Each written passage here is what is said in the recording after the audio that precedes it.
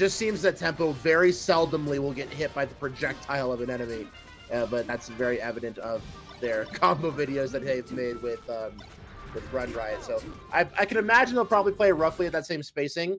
Maybe not as disciplined as when they play with their Static and Run Riot, but I'm super, super excited to see how they can run it here against Danny and JOJI. Because Danny and JOJI took it in winter side.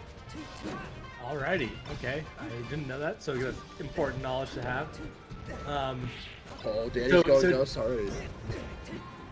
So it'd be reasonable to say that Danny and JOJI are more experienced together, you think? I would probably say so. They have been teaming, I think, during the bulk of the online era, and every time I see them in West Coast results, it's usually I'm sorry, are they West Coast or East Coast? Because I know that Danny is Midwest, and Justus is also Texas. Texas, yeah. It's kind of just pretty center. Yeah. But regardless, they have a pretty early lead here for Tempo and Justus. Tempo holding on to this stock, but JOJI has an opportunity. I'm sorry, Danny on the sheet has an opportunity to steal the stock back. A great interrupt from Justus to break through that corner pressure, making sure that Sheik comes back and holds on to that fourth stock. Ooh, real scrappy in the right corner there. Surprised that nobody died altogether. Yeah, blue team really needs to take these stocks if they want to have a chance in this game. This is like probably the pivotal moment, really. Who's going to take these next two stocks?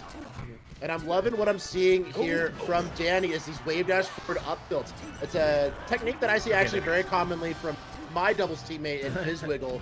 Evan loves wave dash in up tilt, and then I'm ready with a mid float height nair, mid float height fair, which gets some early stocks off that.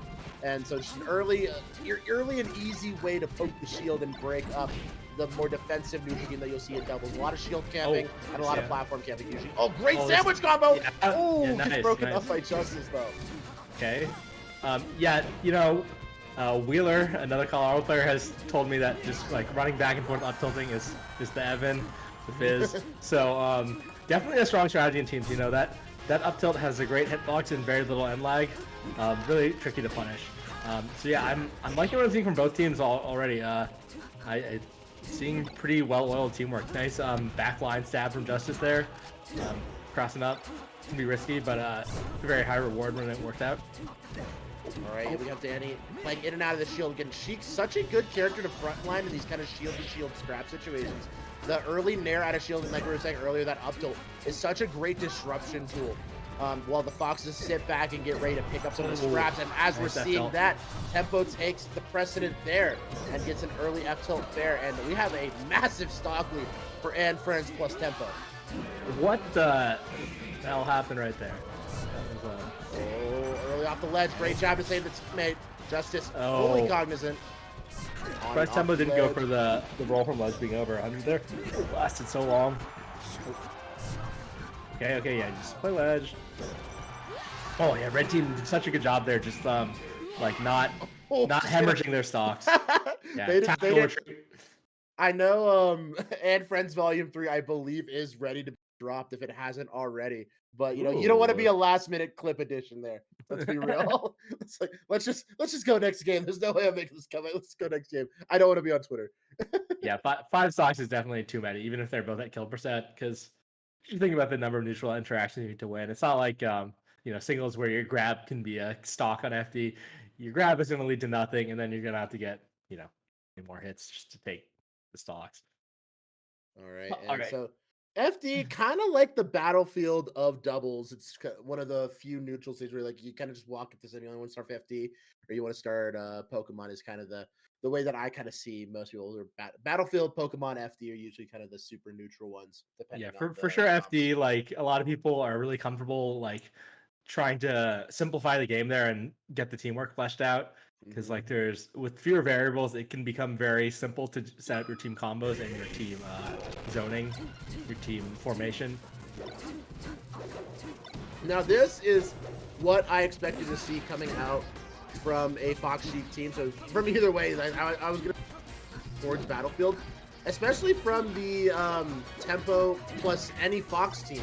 Because a lot of the crazy Tempo teams clips that I've seen is Tempo pillaring people through the platforms, then a Fox somehow finding an up smash on either side or top platform, killing them at a ridiculously low percent. But we're having a grazing 2v1 edge guard here, and it's still going! Is it, sorry, is it DannyPhantom that's the blue sheik? Yeah, Danny is the blue sheik. Yeah, Danny definitely could have picked that up with like a back air or even the shield up fair. Okay. Something I'm really liking from this blue team is seeing how they're really comfortable in close quarters with each other. You never see this, like they're spacing their hitboxes quite well, and they don't seem like they feel cluttered near each other. Like a lot of times, even experienced teams will have a feeling of like discomfort when they're too close to their teammates. But yeah, I'm seeing lots of confidence basic. I love that. Yeah. So what I'm seeing a lot here from Danny is understanding that the follow-up is not on themselves. But specifically when you're playing Sheik in singles, you have so many great launchers to start your combos. You have dare, you have down tilt, you have forward tilt, even a low percent up tilt can start your combo. But when you're Sheik in teams, you do one of these launchers, if you hit it, you just spam shield, and then wait for your Fox to get up there and start the combo for you, and then you follow up off the Fox. So a lot of these really crazy looking combos, when you have a little bit more discipline and understand your teammate, can come to be a really bread and butter. Yeah, anytime your teammate lands a launcher, like you got to be ready to pick up on it. And both teams have done a pretty good job of this. I'm really liking with this blue team also. They seem to be really good at knowing to help each other and to like give up what they're doing. So like they have very seamless rotations thus far when somebody needs to go in. Like DannyPhantom just like right now trying to disrupt. Oh no, Battlefielded. Okay. Right. The disruption game tries to cover the tech inside. On and off the ledge. Here we go, Danny with the cleanup potential. Bonks his head. No. Yeah, still. It's a little bit of spaghetti. Oh no. A lot of spaghetti here from the red team on the left side, but Danny looking like the king of Battlefield right now. Absolute monster with 3 stocks in the pocket. Yeah, and you can see with Danny too, it's not like he's just been playing in the back. Like, there's definitely some Sheik players who play almost exclusive in the back. Danny's definitely been getting in there when the situation calls for it, to great effect. Danny's doing a great job. Something I love here, just playing in and out of the shield so masterfully, using those really early active hitbox frames. Crazy. Yeah. Nair out of shield been doing a lot of work for Danny. Of course, that wave dash up tilt that we saw in game 1, and great shield drop there to clean up that double edge guard 3-stock in rebuttal from team Danny and JOJI. Yeah. So definitely a totally different game. Danny and JOJI being totally in control of that second game.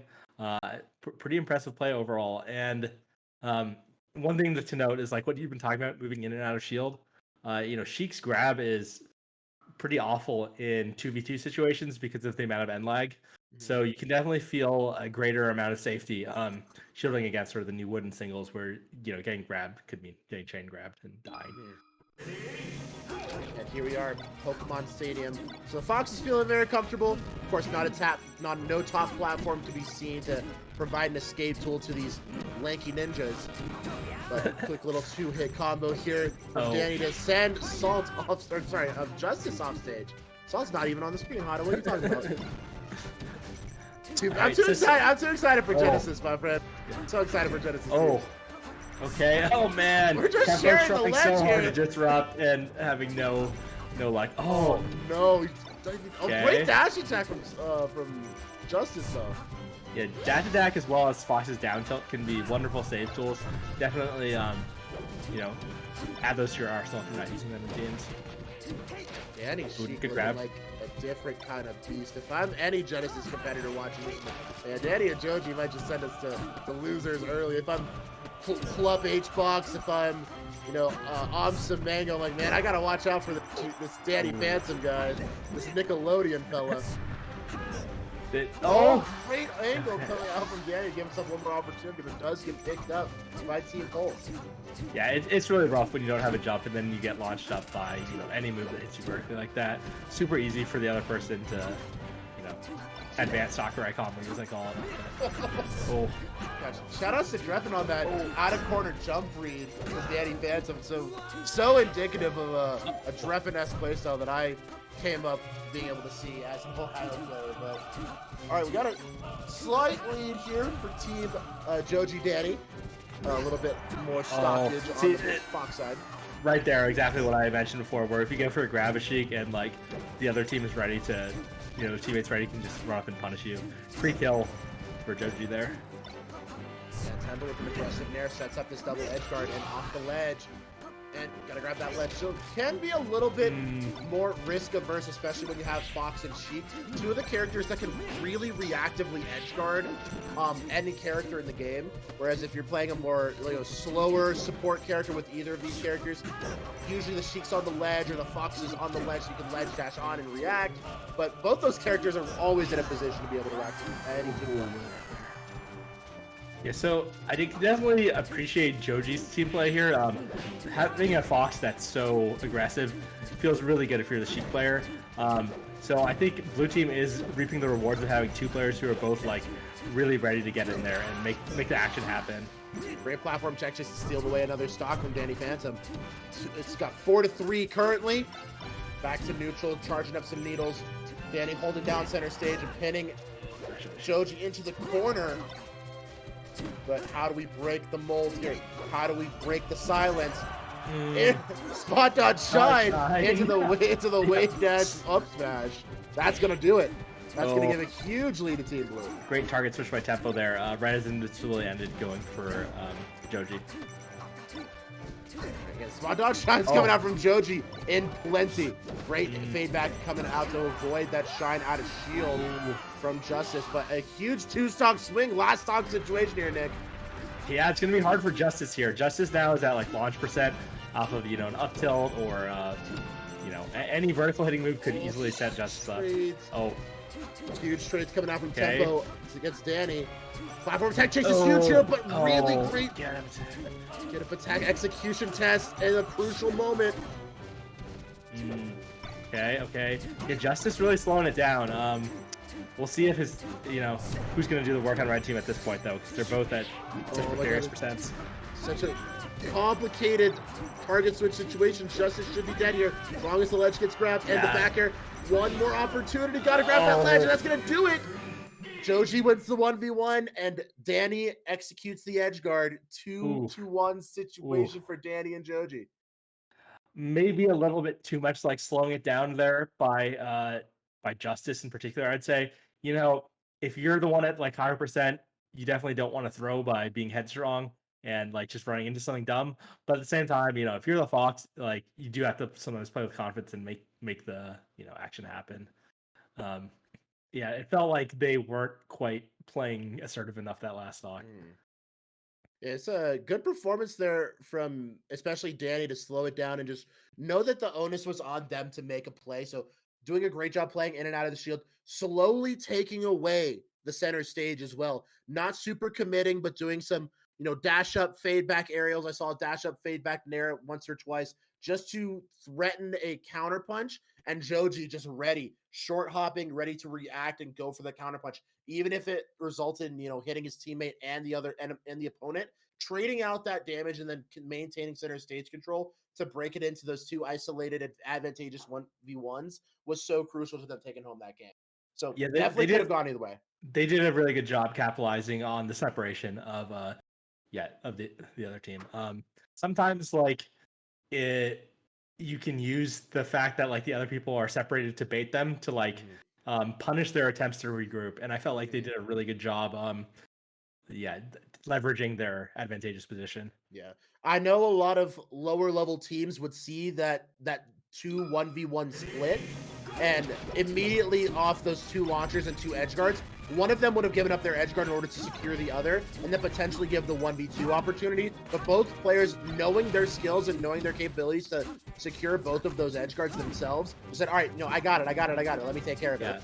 Yeah, I saw JOJI did a really good job of positioning in a way that facilitated that. All right, so back to the same stage. That game was super close, but we'll see if this red team has some adjustments to make, because overall the blue team was still quite in control that game. Oh, okay. Yeah, you gotta be really careful when you up smash that you don't get killed off the end lag. Even if it hits, it does have a skin to the lag. Mistechs can be so brutal in teams. Potential chase down. Oh, does not get the right reverse back air hitbox to combo into a pretty juicy, at least 3 to 4 hit team combo.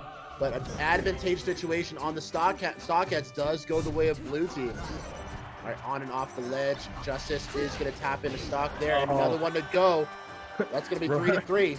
Runs in and tech flubs. That's definitely not what you want to see. Surprised he ran in at all instead of just retreating the ledge.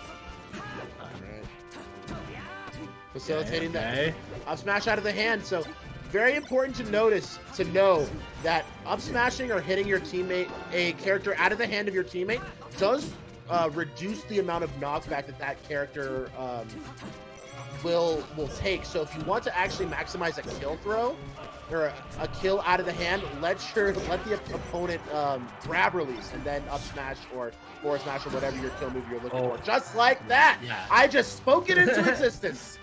Yeah, there's actually some funny mix-ups where like sometimes you don't want to mash because you want them to hit you and you just take the reduced knockback, but then like you decide you did want to mash because you would have gotten out of it altogether, and then you get grab release and that's worse, and then you die. So yeah, a whole little mini game can unfold there. It depends on, do you want to lose your stock earlier or do you want to... It's kind of that one of those things. Okay. Oh, you're not able to get that closer on tempo, but man, are they getting a lot of damage. Oh, and Justus just had two mistechs there, and this game getting up smashed. This is a huge lead for JOJI and Danny right now, but a tech chase into the up smash and a huge 3-hit combo into the needles should just be a tap in there for Team Red, and all of a sudden we are back to even. Yeah, Red Team is doing a good job clawing their way back in quite consistently, but still, we haven't really seen them with a lead yet, so, you know, or at least in the last 2 games. All right, great 2v1 pin situation. Oh man, Justus really getting in there right there. That was bold. Oh, great tech chase coming out from Team Blue. That was so bold of Danny just to charge up smash and just expect Danny to cover everything else. But he did. JOJI did cover everything else. Pretty crazy that JOJI was just standing there and like, you know, kind of a Mexican standoff with tempo for a second there. Right back here off the shield drop. Give Danny a chance for the chase down. Line stab.